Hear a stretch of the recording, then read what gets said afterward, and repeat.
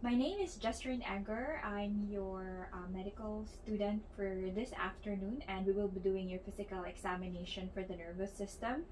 But before that, can I have your name and date of birth? Jackie De Leon, Okay. July 28, 1985. Okay. Thank you.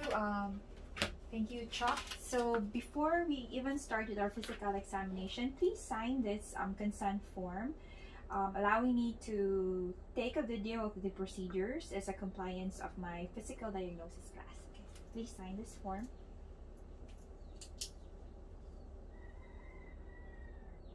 Okay, great. Thank you. And of course, we're done with our hand hygiene. So let's start with our testing for cranial nerves 1 to 12. And with that, let's start off with cranial nerve 1, which is the olfactory nerve. Let's check the patency of your nose. Can you occlude one nostril, please? Yeah. And sniff on the other. Can you smell? Okay. How about the other? Occlude the other nose, other nostril. Okay, great, thank you. So, okay, now close your eyes and try to occlude one nostril for me, please. Okay, and what smell is this? What smell is this? Please. Peanut butter. Okay. Can you occlude the other nostril? What smell is this? Aloe vera. Okay, thank you. So Chucky was able to identify the smell of the peanut butter and aloe vera. So please open your eyes. Now let's proceed with cranial nerve 2 for the visual acuity. For visual acuity, we will be using Snellen card. And what we'll do here is I will place this at least 14 inches from his eyes. Please cover one eye. Cover one eye and read this from left to right, starting from the bottom. I can read 93652 5784 368. Okay, how about the other eye? Please cover the other eye. Starting from third to bottom, 25 8374 824 533 93652 5784 Okay. 368. Okay, thank you. So it seems like Chucky doesn't have a 20/20 vision, so he can only read 20/30. Okay, so with Chuck's case, he can only read 20/30, and the first number indicates the distance of the patient from the card, and the second number is the distance at which a normal eye can read the line of letters. Okay. So let's proceed with cranial nerve 2 and 3, which is your optic and oculomotor. We will inspect the size of your pupil using this card as well as our gauge as to the size of your pupil. Can you take off your reading glass, please? Okay. So this is to check the size and shape of your pupil. Then compare one side with the other. And just dim first the lights. Okay, and okay, let me just use obliquely and observe your pupil and the other. Okay, about the other side. Go. Okay, so his pupil constricted when I lit on obliquely, and he's at around 4 millimeter pupil gauge, which is still normal. Okay, so now we will test your cranial 3, 4, and 6. That is your oculomotor, your trochlear, and your abducens nerve. So I'll place, use a pen light, and then you follow this pen light. I'll make a letter H, a wide letter H, and follow as it moves along. So extreme right. Yeah, that's fine. Okay, extreme right. Okay, and I'll pause. So this time I'll check for any nystagmus. Okay, so great. Very good, and EOMs are within full range of motion without any nystagmus shock. And now let's proceed with cranial nerve 5, which is your trigeminal nerve, wherein we will be testing your motor and sensory, or your corneal reflex. So for the motor test, I'll palpate your temporal. Okay, can you clench your teeth for me? Clench your teeth for me, and I'll palpate your, clench your teeth, and I'll palpate your temporal muscle. Clench your teeth. Okay, so I will note any what we're seeing here is that we will palpate, and if there's any muscle contraction or strength when he clench, can you're clenching your teeth firmly? Okay, note any strength of muscle contraction. So with a sensory test, I'll test your corneal reflex using fine wisp of cotton. Okay, and please look up away. Can you remove your glasses, please? Okay, please look up and away from me. I'll be lightly touching your cornea. So what we'll expect here is slightly blinking. Look up and away from me. Away from me. But the other. Look up and away. Okay, so there's slight blinking of his eyes, which is expected for this sensory test. Now we will proceed with cranial nerve 7, which is your facial, and we will see any facial expression. So first, I'll inspect your face at rest. Note any symmetry often visible in nasolabial folds, and observe any tics or other abnormal movements. So far, there are no any abnormal movements on the facial aspect of our patient. So now please raise both eyebrows. Okay, then frown.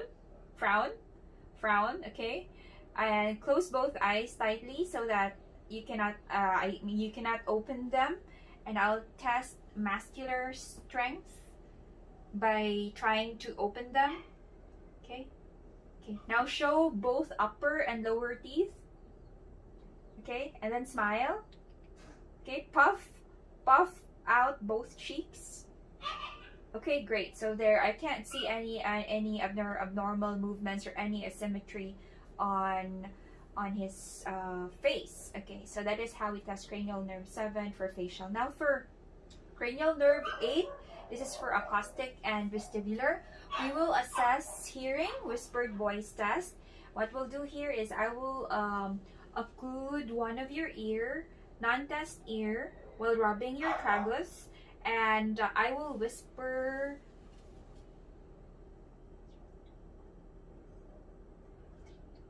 Can you repeat what I said? 3, 2, 1. The other.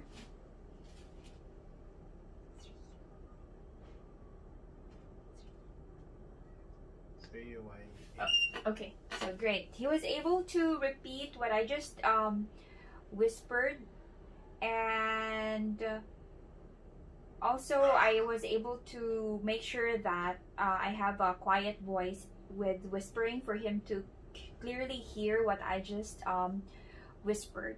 So he was able to repeat the sequence that I just whispered.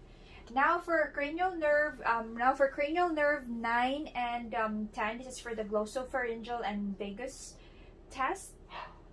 You will be testing for, or we will be checking out his, I'll listen for his voice, and if there's any hoarseness, or if there's any nasal quality, and if there is difficulty in swallowing as well. So Chuck, please say ah. Okay. Okay, so uvula is midline. The soft palate rises symmetrically. Also, each side of the posterior pharynx moves medially like a curtain when he said ah. Now I'll be testing your gag reflex, so this might be a little bit uncomfortable because I'll stimulate the back of your throat using my tongue depressor, and I'll touch one each side. And we will expect an elevation of the tongue and the soft palate and constriction of the pharyngeal muscle, which is your gag reflex. So this reflex will diminish right away for normal healthy people. Okay. Okay, so that is his gag reflex. is our spinal accessory. We will be testing for the trapezius muscle. For the trapezius muscle, I'll stand behind you, and look for any atrophy or fasciculations in the trapezius muscle and compare one side with the other. So Chuck, I'll be placing my hands on your shoulder, and then you shrug against my hand. I'll then, okay, can you shrug against my hand? Okay, great. So he was able to resist me pushing down his shoulders, and I've also noted the strength and contraction of the trapezius muscle. Now for the sternocleidomastoid muscle, I'll be testing its strength. For the sternocleidomastoid muscle, I'll place my hand on your cheek and turn your head to my hand. Turn your head on my hand against it. On the other side, great. And how about on the other side? Okay, can you go against it? Okay, great. So he was able to move his muscle against my hand, and there was contraction of the opposite sternocleidomastoid muscle, and also there was a force of movement against my hand. Okay, so for the cranial nerve 12, this is for hypoglossal nerve. We will be testing for tongue movement, and earlier we were able to speak with Chucky, articulation of the patient's word, and we will test the tongue movements and inspect patient's tongue as it lies on the floor of the mouth. Look for any atrophy or fasciculations, and then can you open your mouth, please? Okay, and then protrude your tongue out. Okay, then look for, so far it's symmetrical, it's midline, there's no deviation. Now move your tongue side to side. Okay, and can you also push your tongue against your cheek? Okay, the other cheek. Great. So there's no deviation. Again, the tongue is midline.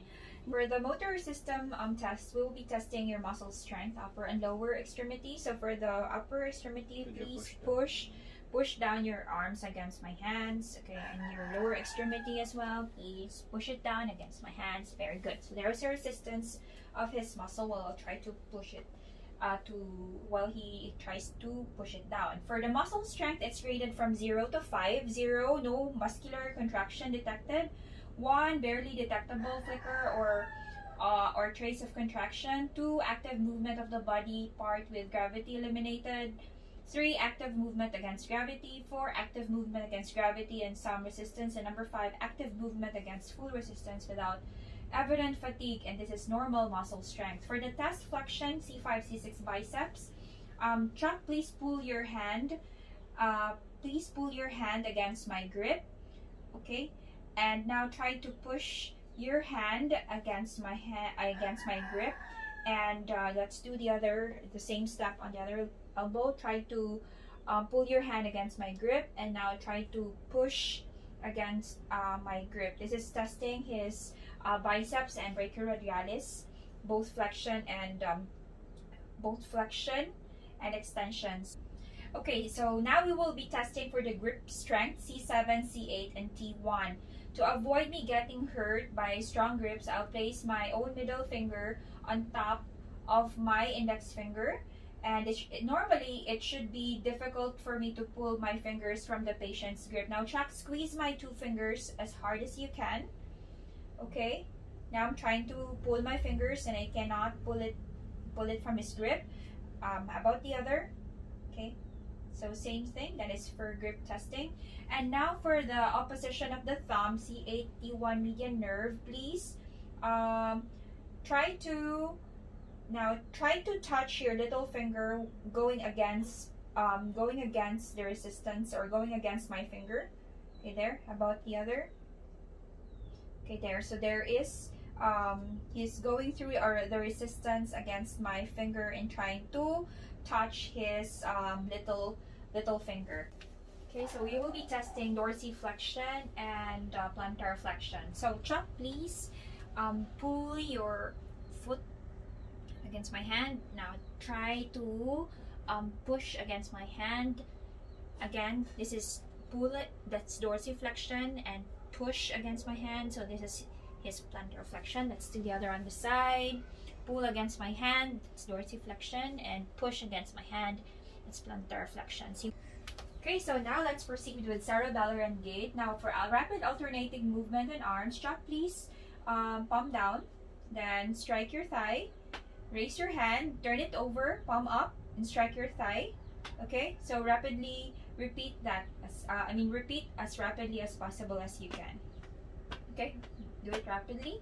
Now I will observe the speed, rhythm, and smoothness of the movements, and there you go. I was able to do it properly. Thank you. Okay, now let's proceed with the arms. Finger to nose test. Chuck, touch my index finger, then your nose alternately. But make sure that his arm is properly extended, not overly extended, just properly extended to touch my index finger. Now, there. So I'll move my finger to the so that patient has to change directions and extend arm fully to reach my finger. Okay, so please touch the index finger, touch your nose. I'll move my finger, touch your nose. Okay, then I'll observe for accuracy and smoothness of movement. Watch for any tremor. Okay, touch my finger, touch your nose. Okay, touch your nose. Now close your eyes. Touch your nose. So normally the patient touches the examiner's finger successfully with eyes open or closed, and these maneuver test position sense and the function of both the labyrinth of the inner ear and the cerebellum. Okay, so now for the heel to shin test, please place one heel on the opposite knee. Okay, then can you extend the other? Okay, and then run it down the shin to the big toe. Okay, then repeat on the other side, please.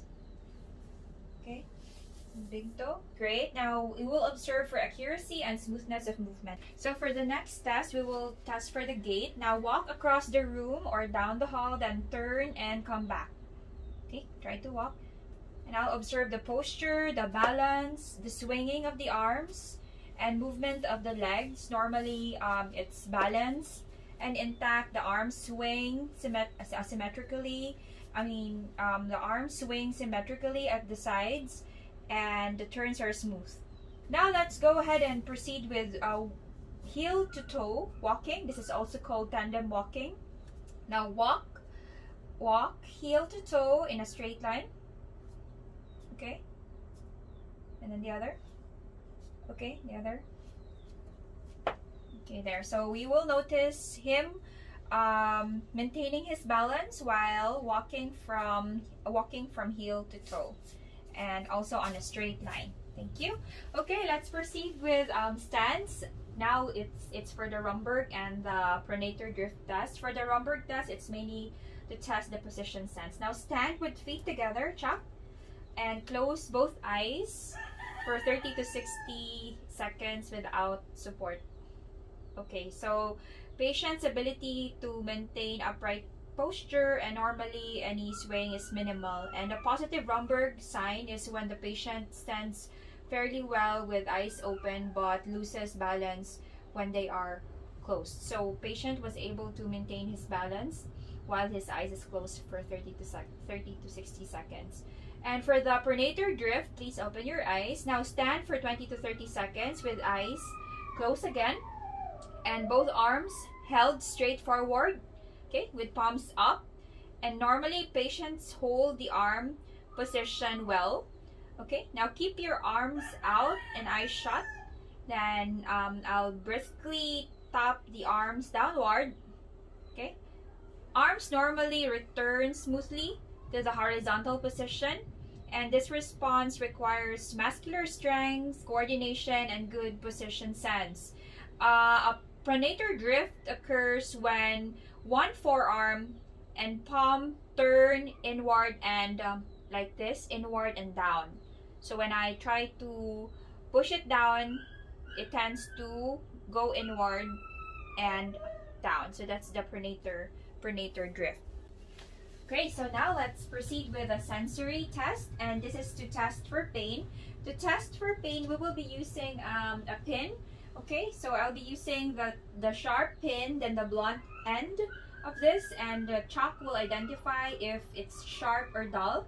And you should be able to, of course, compare the sharp and dull sensation. So I'll be using dermatome C6 area. So please identify if it's sharp or dull, okay? So please close your eyes there. Sharp. Can you louder your voice, please? Sharp. Blunt. Blunt.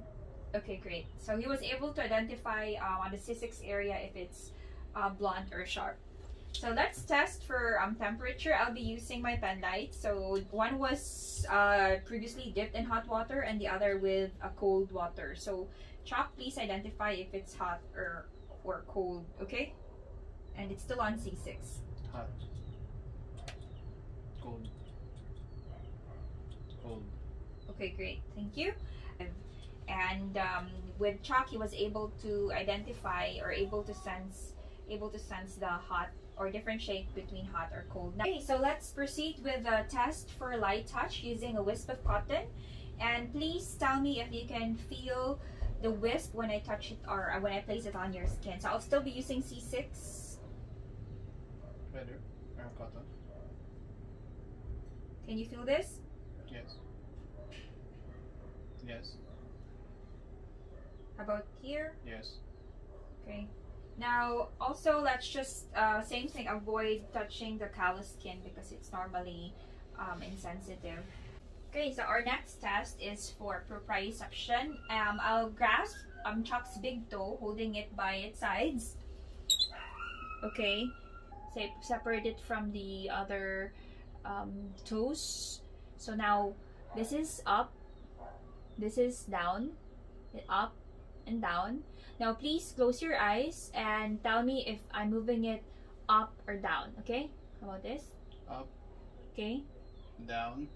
Okay, great. How about on the other? So again, pull the big toe from the other toes. Open your eyes first. Okay, this is up and this is down. Okay, now close your eyes. Okay, so what's this, please? Up. Down. Okay, great. So he was able to tell me if I was moving his thumb up or down. Okay, so now let's go with the discriminative sensations. First off with stereognosis. So stereognosis is the ability of the patient to identify an object by feeling it. So let's start. Can you close your eyes, please? And I'll place familiar object. So can you identify what object this is? Comb. Okay, great. How about this on the other side? Pen. Great. How about this? Cotton buds. Thank you. So the patient was able to manipulate it skillfully and identify it correctly within 5 seconds. Now let's proceed with another discriminative sensation test, which is for graphesthesia. I'll be writing a number on your palm and you should be able to identify it. Okay, Chuck? So let's do it both left and right palm. And I'll try to write a number. Please identify what number I'm writing. 3. Okay, how about on the other palm? 5. Okay, great. So patient was able to tell me the correct numbers that I'm writing on his palm using the blunt end of my blunt end of my reflex hammer. Now let's proceed with the 2-point discrimination test. Now I'll be using 2 ends of my puller right here. It's slightly blunt and I'll touch a finger pad in 2 places simultaneously. Okay, so I'll alternate the double stimulus irregularly with 1-point touch with a 2-point touch, making sure that I'll not be causing any pain. And usually, he will be able to discriminate the touch at least less than 5 millimeters on the finger pads. So please tell me, Chuck, if it's 2-point or 1-point touch. Okay, so about this? 2. 1. 2. 1. 1. Okay, great. So he was able to discriminate the 2-point versus the 1-point in at least less than 5 millimeters in distance, again using his finger pads. Another discriminative sensation test is point localization. So I'll briefly touch his skin, okay, then ask the patient to open both eyes and point to the place I touched. Now, what I'll do is I'll still be pointing on dermatome C6, so please Tell me, Chuck, which part of the body I'm touching. I'll be touching one part of your body, and then you open your eyes and tell me which part, and point which part of the body that I have touched previously. Okay, so please. Okay, now open your eyes and touch the part. Okay, now close your eyes again. Okay, oh, great. So I was able to localize the part of the body that I touched earlier, and it was in an accurate position. So okay, so let's move on with our muscle reflex, starting off with the biceps reflex C5 and C6. Now patient's elbow should be partially flexed and forearm pronated with palm down. Okay, so let's start. And I should be expecting a contraction after I strike with the reflex hammer directly through the digit toward the biceps tendon.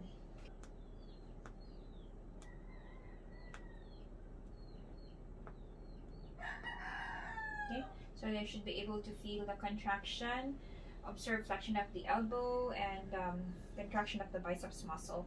For the triceps reflex, C6 and C7, so in sitting position, what we'll do is his just like a hang, it will be like a hung up to dry position, then strike the triceps tendon, and we'll see the triceps muscle twitch. Okay, so there is actually a contraction on the triceps muscle. Okay, now for the brachioradialis reflex, patient's hand should rest on the lap with the forearm partly pronated. Okay, and I'll strike the radius with the point or flat edge of the reflex hammer about 1 to 2 inches above the wrist, and then let's watch for flexion and supination of the forearm. Okay. It should be okay. For the brachioradialis, let's do the other side, both for the all for the biceps reflex, brachioradialis, and triceps. Okay, so let's start with the biceps reflex.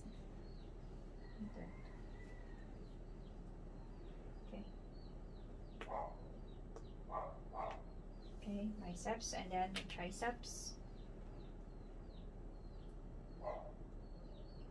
And the other for the brachioradialis, let's use the flat portion.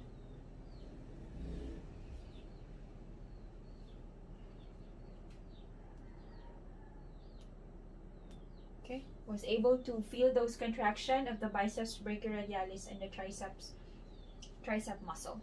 Okay, so for the grading on the muscle reflex, we have 0 to 4, and the 0 if it's reflex absent, then 1 somewhat diminished, low, normal.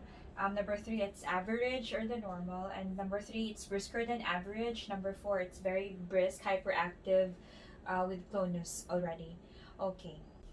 Okay, now for the patellar reflex, L2, L3, and L4, patient sitting down, knee flexed, and I will briskly tap the patellar tendon with the angular side of reflex hammer just below the patella, and we will note for contraction of the quadriceps and extension at the knee, placing my hand on the patient's anterior thigh. So let's feel this reflex. Okay, just below. Okay, about the other. Okay, now let's proceed with the ankle reflex. Primarily this is your S1, and still the patient sitting down, and we will be striking his Achilles heel, and we will expect plantar flexion from the patient. Left the other side. Okay. Okay, so with the tip of my reflex hammer, I will stroke the lateral aspect of the sole from heel to the ball of the foot, heel to the ball of the foot, and then medial across the ball. So we will expect at least a plantar flexion from the patient.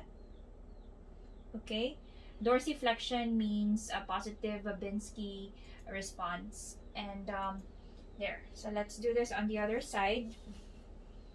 From the sole lateral to the ball of the foot and medial ball of the foot. So there's your plantar flexion. Now let's proceed with abdominal reflex. And now I will use the tip of my reflex hammer, and we will be briskly stroking each side of the abdomen. So above T8 and T9, also T10, and below T10, T11, and T12, the umbilicus in the directions. And now we will note for contraction of the abdominal muscles and movement of umbilicus toward the stimulus. So it's going inward, down, then there, upward, down towards the umbilicus area. And we are done. So thank you for your cooperation, Chuck. You have 20 to 30 visual acuity. You may have to check with your optometrist again to check on your visual grading. Okay, and your smell, hearing are intact. You have grade 4 muscle reflex with a strength of 5:5 for both left and right. Cerebellar, rapid alternating movements, finger to nose, heel to shin, they're all intact. Your gait with normal base. The Romberg, you maintain your balance with eyes closed. Also, no pronator drift was observed, and the sensory, which includes the pinprick, light touch, position, and vibration, they're all intact. As to reflexes, it's graded number 2, which is normal. It's symmetric with plantar reflexes downgoing. So you have any question before we go? No. Okay, so thank you so much.